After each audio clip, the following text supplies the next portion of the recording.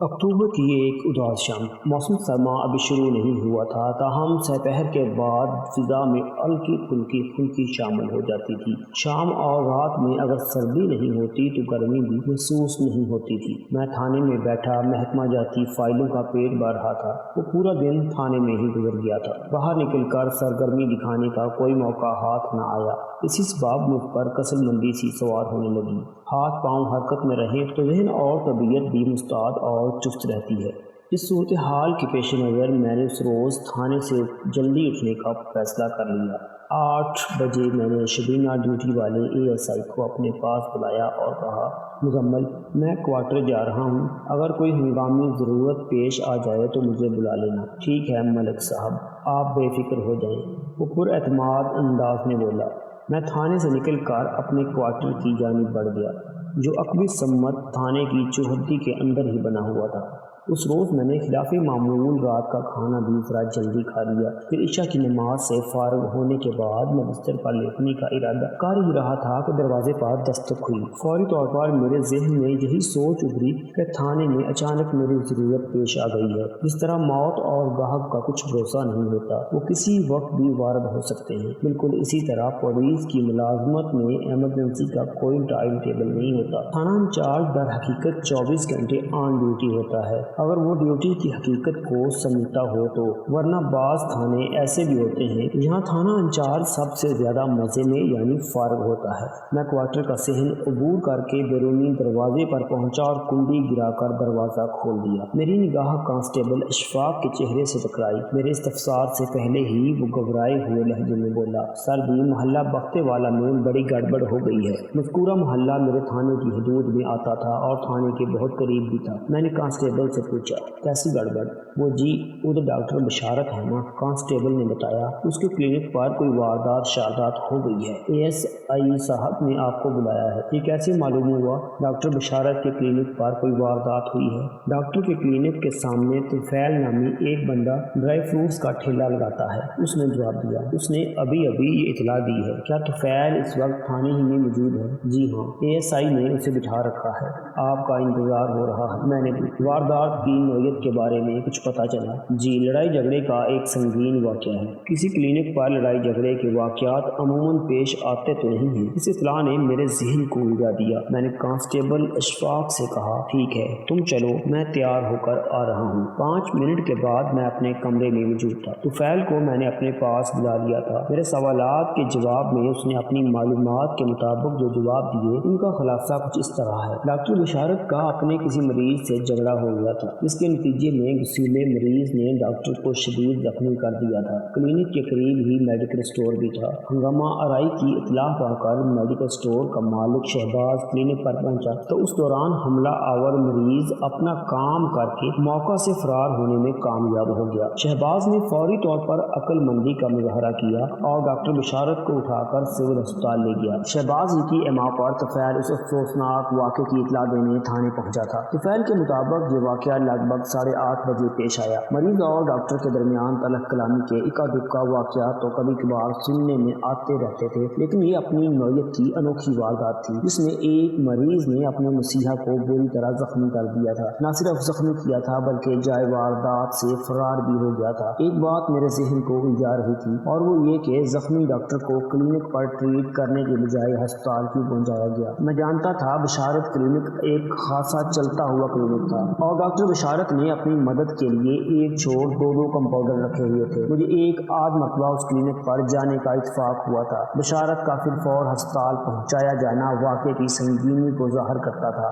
मैंने कांस्टेबल मुराद को अपने साथ लिया और थाने से निकल आया। मैं जिस दौरान तुफैल से सवाल जवाब कर रहा था, ASI मुजम्मल ने मेरे लिए एक टांगे का बंदोबस्त कर दिया था। मैं उस टांगे में बैठा और कोचबान से मोहल्ला बख्ते वाला चलने के लिए कहा। डॉक्टर बशारत को शदीद जख्मी हालत में सिविल अस्पताल पहुंचाया जा चुका था। असूली तौर पर पहले मुझे उधर ही का रुख करना चाहिए था, मगर एक फौरी ख्याल के तहत मैंने क्लिनिक में झांकना जरूरी समझा। टांगा थाने से निकल कर GT रोड पर आया, फिर बाएं तरफ मोहल्ला बख्ते वाला की जारी मुड़ गया। बशारत क्लिनिक उस वक्त खुला हुआ था। मैं क्लिनिक के अंदर पहुंचा तो आरिफ कंपाउंडर से मुलाकात हुई। आरिफ एक पस्ता कामत और खासा चाको चौबंद डिस्पेंसर था। क्लिनिक में 3-4 मरीज भी मौजूद थे। आरिफ की जुबानी में भी मालूम हुआ वो इन मरीजों को गुज़श्ता रोज वाली दवा देकर ही रुखसत कर देगा। उन्हें डॉक्टर बशारत के इलाज से अफाका था और वो बज़िद थे कि अगर डॉक्टर मौजूद नहीं तो उन्हें फ़ायदा पहुँचाने वाली वही दवा दे दी जाए। मेरी आमद पर आरिफ कुछ ज़्यादा ही मुस्तैद हो गया और 15 मिनट में उसने तमाम मरीजों को निपटा दिया। जब वो फारग हुआ तो मैंने उससे डॉक्टर को पेश आने वाले वाक़े के बारे में इस्तफसार किया। उसने बताया कि रात के इब्तदाई हिस्से में खुशिया नामी एक शख्स उस क्लिनिक पर पट्टी करवाने आया। उसकी बाएं टांग बुरी तरह जख्मी थी। उंगली का गोश्त बड़े भयानक अंदाज में फट कर लटक रहा था और खून भी पूरी तरह रुका नहीं था। डॉक्टर ने उसके जख्म का मुआयना करने के बाद कहा कि सिर्फ पट्टी से काम नहीं चलेगा, टांके लगाकर बाकायदा ड्रेसिंग करना होगी। मरीज का इसरार था कि कोई दवा लगाकर पट्टी बांधी जाए, लेकिन जख्म की नौयत को देखते हुए डॉक्टर ने माहराना अंदाज में कह दिया कम अज कम 6 टांके लगाना होंगे, वरना गोश्त यही लटका रहेगा और जख्म महीनों तक ठीक होने में नहीं आएगा। डॉक्टर के हतमी अंदाज को देखते हुए खुशिया स्टिचिंग पर राजी हो गया। डॉक्टर बशारत ने आधे पौने घंटे की मेहनत से उसका जख्म सी दिया और कंपाउंडर अमानुल्लाह से कहा कि वो जख्म पर ड्रेसिंग कर दे। अमानुल्लाह ने अपना काम निपटाया तो डॉक्टर ने मरीज की पर्ची उस तक पहुंचा दी। उस पर्ची पर मरीज को वहन पहुंचाई जाने वाली तिब्बी अमदाद दवा और एक कोने में मरीज से वसूल करने वाली रकम मखसूस कोड में दर्ज थी, जैसा कि क्लिनिक के आम दस्तूर के मुताबिक किया जाता है। अमानुल्लाह ने दवा तैयार करने के बाद मरीज को थमाई, उसके इस्तेमाल का तरीका बताया और कोड में लिखी हुई रकम का मुतालबा किया। खुशिया ने अदायगी से इनकार कर दिया। अमानुल्लाह ने कहा पैसे तो तुम्हें देना पड़ेंगे भाई, मैं बहुत गरीब आदमी हूँ। खुशिया ने कहा मैं पैसे नहीं दे सकता, तुम एक नेकी समझकर माफ कर दो। उस वक्त अमानुल्लाह और आरिफ दोनों डिस्पेंसरी में मौजूद थे और ये गुफ्तगू आरिफ के सामने ही हो रही थी। डॉक्टर स्टिचिंग के बाद दूसरे कमरे में चला गया था। यहाँ दूसरे मरीज उसका इंतजार कर रहे थे। डॉक्टर बशारत का क्लिनिक एक छोटे से कमरे और एक कुशादा हाल पर मुश्तमिल था। डॉक्टर खुद कमरे में बैठता था। हाल इंतजार गाह के तौर पर इस्तेमाल होता था। उसी हाल के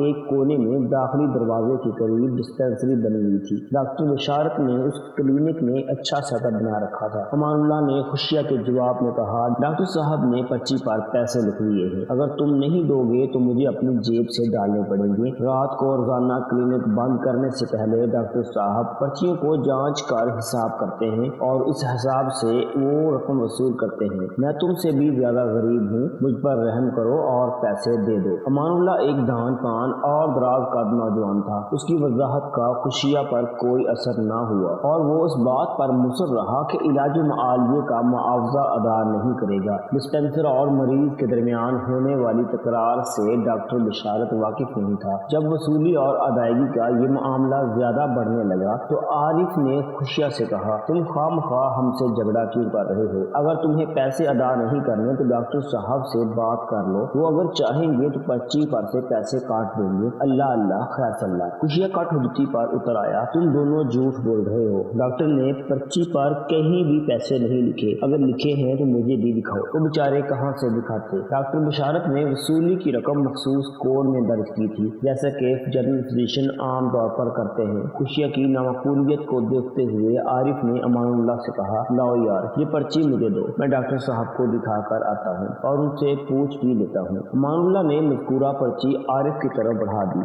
आरिफ पर्ची लेकर डॉक्टर बशारत की जानिब बढ़ गया, लेकिन उसके कमरे में दाखिल होने की नौबत नहीं आई। उसी लम्हे डॉक्टर किसी काम से कमरे में से निकला। फिर इससे पहले कि आरिफ या अमानुल्लाह में से कोई एक सूरत हाल से आगाह करता, खुशिया तेजी से आगे बढ़ा और उसने एक अजीब व गरीब हरकत की। अरे ये क्या कर रहे हो? बेसाख्ता डॉक्टर बशारत की जबान से अदा हुआ। डॉक्टर का ये हैरत भरा इस्तफसार खुशिया के लिए था। उस अल्लाह के बंदे ने डॉक्टर को देखते ही हवा में छलांग लगाई और उल्टी कलाबाजी मारने के बाद अपने कदमों पर खड़ा हो गया। अभी मैंने तुम्हारी कुंडली पर 6 टांके लगाए हैं और तुम ये करतबबाजी कर रहे हो, डॉक्टर ने हैरत और गुस्से की मिली जुली कैफियत के दौरान कहा। इस उछल कूद से अगर कोई टांका खुल गया तो तुम्हारे लिए बड़ी मुश्किल हो जाएगी। डॉक्टर साहब हम बड़े सख्त जान लोग हैं, ये छोटी मोटी चोटें हमारा कुछ नहीं बिगाड़ सकती। मैंने तो आपसे कहा था कोई दवा लगाकर पट्टी बांध दें, लेकिन आपने अपना बिल बढ़ाने के लिए खामखा टांके लगा दिए। उलमा भर को मुतवक्किफ हुआ, फिर इजाफा करते हुए बोला अब आपके ये दोनों कंपाउंडर मुझे तंग कर रहे हैं। अगर मेरे पास पैसे होते तो मैं जरूर देता, लेकिन ये मेरी बात को समझने की कोशिश ही नहीं कर रहे। डॉक्टर ने कदर हमदर्दी और तवज्जो से खुशिया की तरफ देखा और गहरी संजीदगी से कहा तुम आसानी से जितने पैसे दे सकते देते हो दे दो। फिर वो अमान उल्लाह की तरफ देखते हुए बोला, जितने पैसे भी दे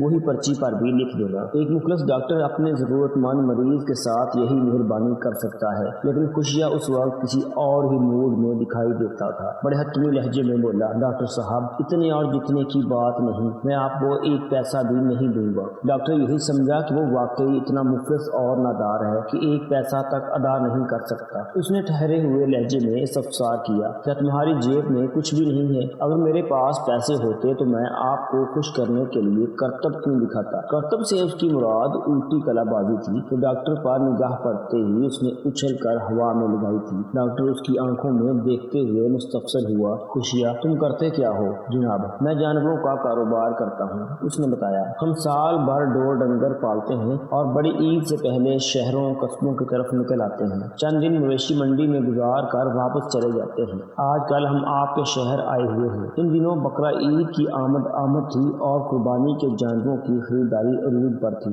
मेरे थाने से कुछ फासले पर सब्जी मंडी वाक़या थी और मंडी के साथ ही एक वसीओ अरीज मैदान खुला पड़ा था। यहाँ हर साल इलाके की सबसे बड़ी मवेशी मंडी लगा करती थी। खुशिया ने डॉक्टर बिशारत से उसी मवेशी मंडी का जिक्र किया था। मेरी ताज़ा तरीन मालूमात के मुताबिक जिस मैदान में उस जमाने में मवेशी मंडी लगा करती थी, आजकल वहाँ एक मिनी स्टेडियम की तामीर जारी है। वो इलाका चूँकि एक छोटे से शहर की सूरत इख्तियार कर चुका है, लिहाजा मुस्तकबल में उस शहर के अकलौते स्टेडियम में बड़े बड़े मैच होने की तवक्को है। डॉक्टर बिशारत ने उससे कहा, फिर तुम गरीब किस तरह हो गए? मवेशी फरोख्त करने वाले तो ईद के सीजन लगाकर साल भर की रोटियों का बंदोबस्त कर लेते हैं। जनाब अभी तो जानवर बिकना शुरू भी नहीं हुए। तो मस्कीन सी सूरत बनाकर बोला, हम आज सुबह ही तो आपके इलाके में आए हैं, बस आपकी खिदमत में पेश करने के लिए मेरे पास यही एक आइटम है। बात खत्म करते ही खुशिया एक मरतबा फिर हवा में बुलंद हुआ और पलक झपकते में उसने अपनी बॉडी को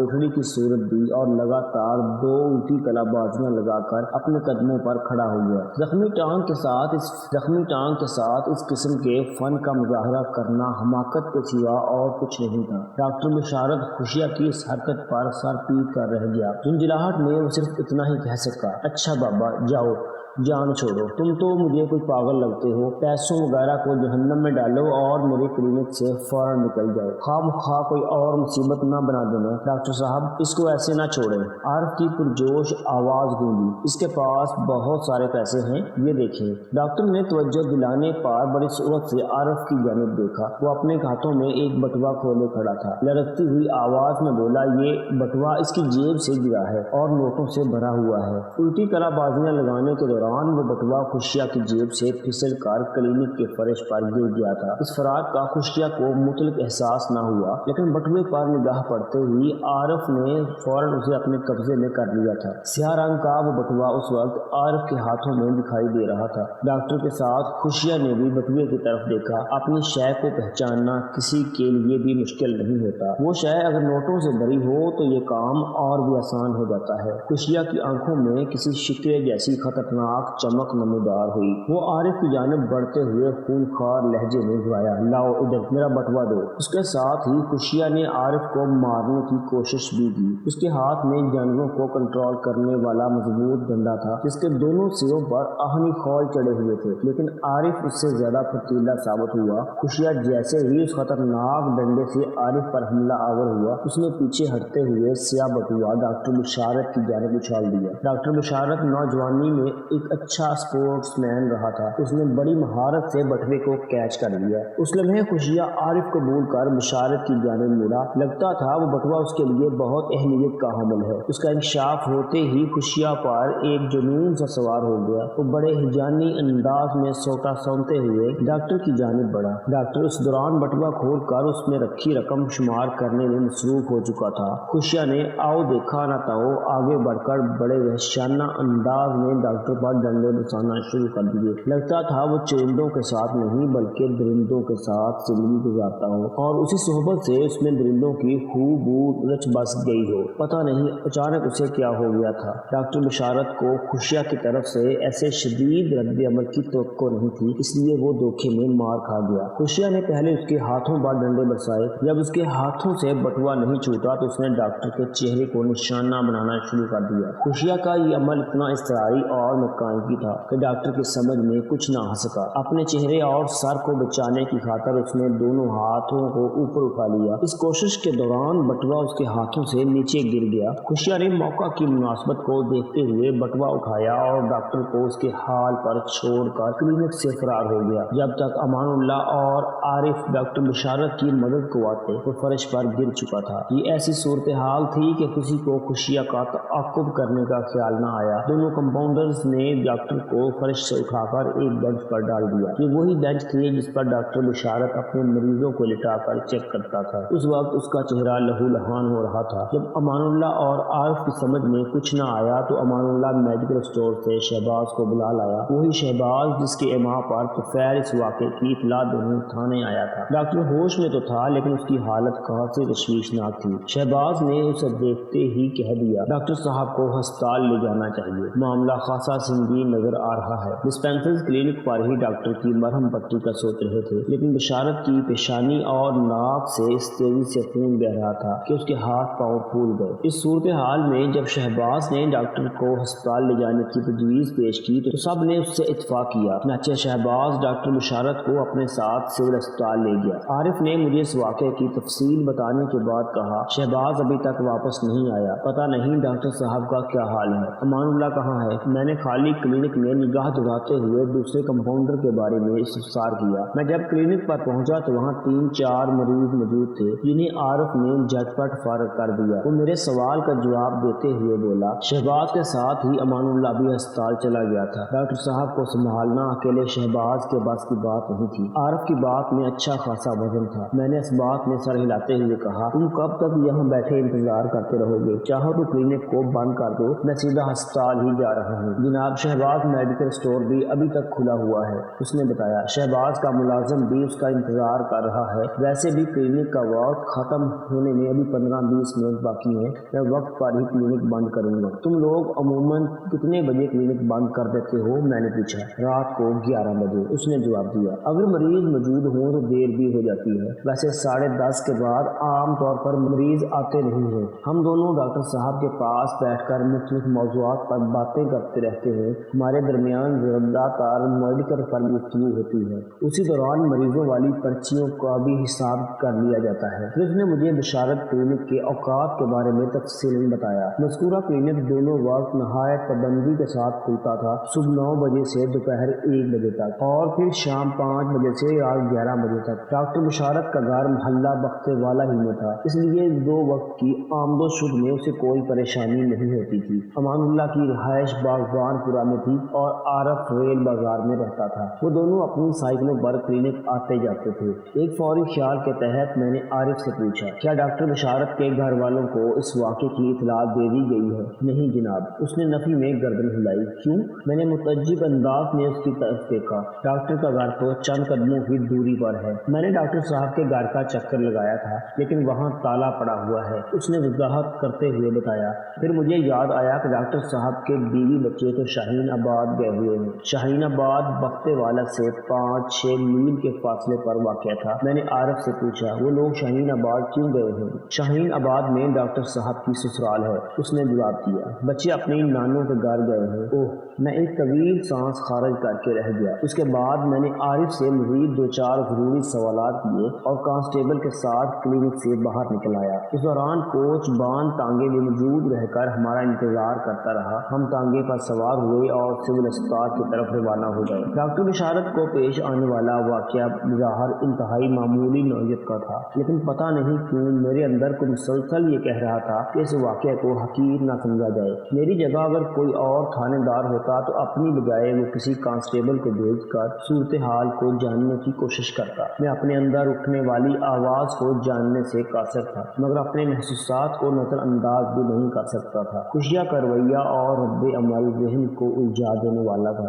میں الجھے ہوئے ذہن کے ساتھ اس مویشی فروش کے بارے میں سوچنے لگا۔ اس کی جیب میں اگر اچھی خاصی رقم موجود تھی تو پھر اس نے ادائیگی سے انکار کیوں کیا؟ ڈاکٹر بشارت نے اس کی پنڈلی میں پورے 6 ٹانکے لگائے تھے اور وہ ایسے خطرناک زخم پر محض پٹی ہی کیوں کروانا چاہتا تھا؟ اور سب سے اہم بات کہ وہ زخم दम उसे कैसे लगा था। फिर जख्मी पिंडली के साथ न सिर्फ उसने समरसॉल्ट का मुजाहरा किया बल्कि बाआसानी वहां से फरार भी हो गया। क्यों कर? उस या बटवे को देखकर आपे से बाहर क्यों हो गया था? उसने डॉक्टर को ज़दोकूब करके जिस बर्बरियत का अमली सबूत दिया था उसके पीछे की नफ्सियात का कौन सा पहलू कारफरमा था? क्या वो वाकई ही कोई मवेशी फरोश था? इस बात का भी भरोसा नहीं था कि उसका नाम खुशिया ही हो।